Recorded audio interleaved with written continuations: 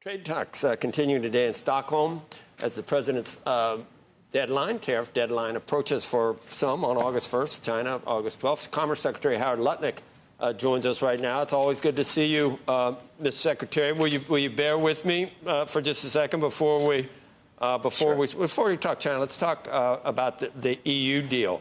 And I know you think it's just great and a big victory for the president.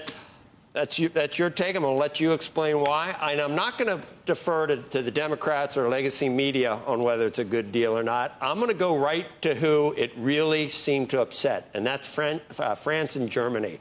And even the European Commission president, you heard what she said. I thought it was very telling. She goes, look, I know this is awful for us. It's the best I could get. I'm trying to salvage them. So I think that indicates, and I don't want to be too jingoistic or America first, but to me that indicated that the president was able to get a pretty good deal. Exactly right. The president knew how far he could go, and he went exactly that far. The thing about our president is he's got that intuitive nature when he's sitting across the table and making a deal. He knows how far he can push it. I mean, imagine they committed to $750 billion of energy purchases, natural gas and oil and nuclear, during his term. They committed $600 billion of companies investing in America, and then 15% tariffs. They will pay 15% pretty much across the board. And we, of course, have an open market to the $20 trillion European market. It's 5 times bigger than any other, Japan and India, 5 times bigger with 450 million people. It was a masterclass by President Trump. I think that and everybody's saying it, that the decision to accept the 15% level was in sharp contrast to where they were recently, just weeks ago, with a much more adversarial tone.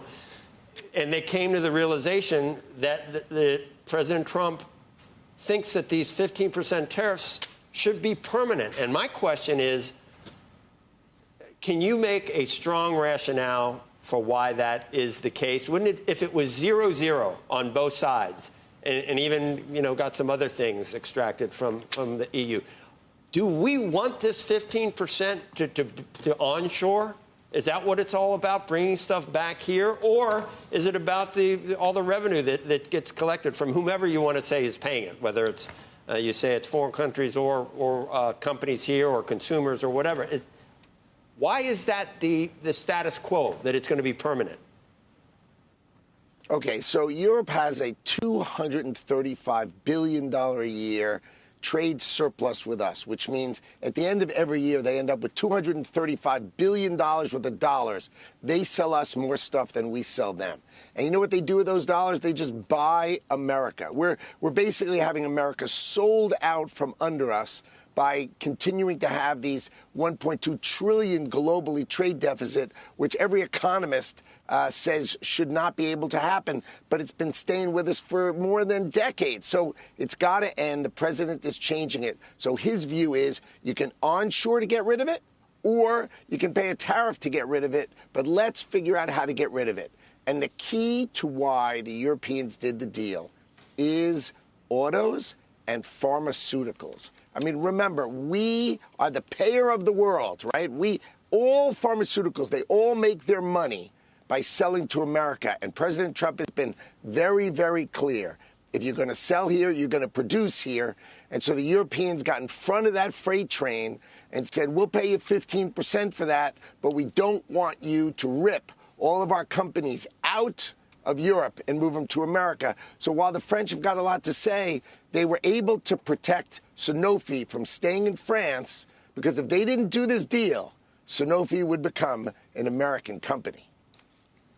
Secretary Lutnick, I think there are still some questions and uncertainties that remain around it. I know both sides have agreed that this is a framework, not legally binding at this point. But if you listen to some of the EU leaders, they'll say that there are some uncertainties still out there. And I just wonder where you think they came down, just in terms of steel and aluminum tariffs still being there at 50%. What happens with pharmaceuticals eventually? Will they be maintained at 15%, or are there additional tariffs that come in there? Some of the certain natural resources as well.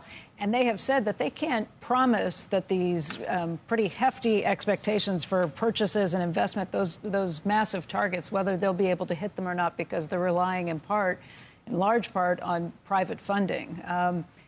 There's still a lot to work out. They've said that sometimes these agreements usually will take years. Do you think that will be the case here?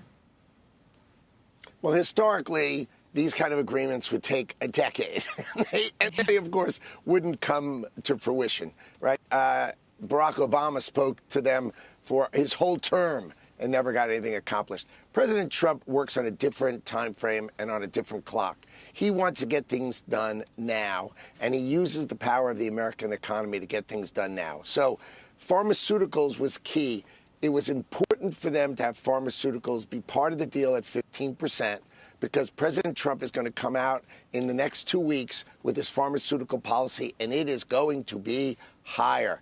Basically, if you are not building your plant in America where we pay for pharmaceuticals, you are going to pay a massive tariff, because why should we pay for your drugs and you make them overseas and you make your money overseas? At least if we're going to pay for your drugs, you're going to build them in America. So they got ahead of that. They got ahead of pharmaceuticals. They wanted to get ahead of cars, because 25% on autos means, as you've heard Donald Trump say it, you're going to build your cars in America. No one can afford to export and pay a 25% tariff. So the Europeans found the highest level that they could survive with, because President Trump would not have cut it otherwise. And they could then keep their autos there. You know, they'll do many build plants here, but they don't have to move them all here. And that was the model. They can move a lot, but they don't have to move it all. Right. So I think when we talk about it in a year, you'll see the Europeans are satisfied with it, because when they see the full Donald Trump policy, which they understood, they knew this was the important deal for them. And, of course, it was sensational for Donald Trump, because it proves everything he said about tariffs is absolutely true. And you can see it right here, right now.